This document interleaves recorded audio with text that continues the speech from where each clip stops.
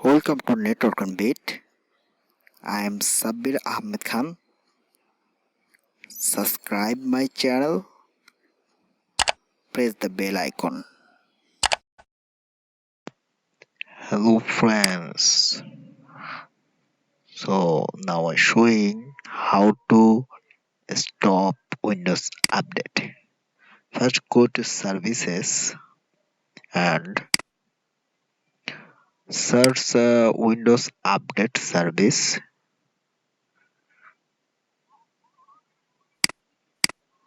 Okay, and double click or properties going and then choose disable and apply and OK.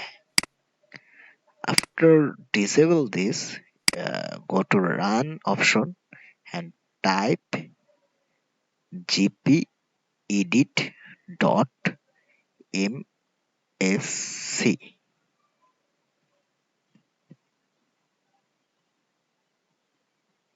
Okay, then click administer template, Windows components and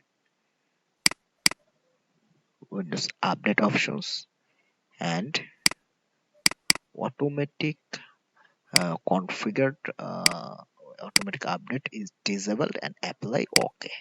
Then open PowerShell with admin mode, then type gp update